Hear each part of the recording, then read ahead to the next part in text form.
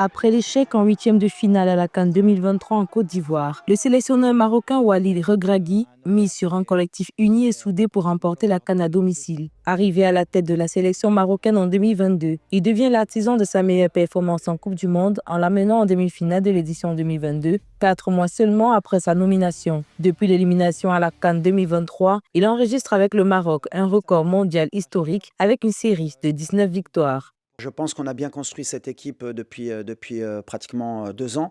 Et les résultats ont parlé aussi d'eux-mêmes, puisque l'après-CAN, c'est 19 victoires avec un nul. On n'a pas voulu chambouler tout. Bien sûr qu'il y a la forme du moment aussi. Mais en même temps, voilà, il y a des choix à faire. C'est les choix qu'on a fait avec le staff.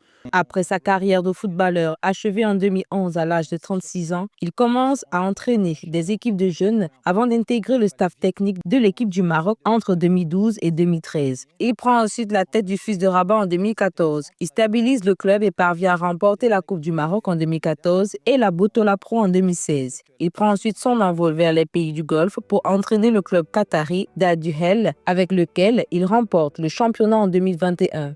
Après le sacre, il retourne au Maroc pour occuper le poste d'entraîneur du Wydad Athletic Club, club avec lequel il remporte le championnat, la Ligue des champions de la CAF et atteint la finale de la Coupe du Trône en 2022.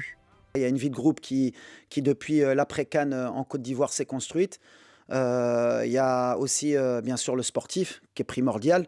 Et ensuite, voilà, c'est une compétition qui va durer aussi 1 mois, on l'espère. Donc, il y a des choses où on a gagné du temps avec certains joueurs qui connaissent bien notre système, notre vie de groupe, les enjeux qu'il y a avec cette CAN. Walid Regragui et son staff, portés par leur public, espèrent enfin renouer avec le sacre continental près de 50 ans après leur unique titre remporté en 1976.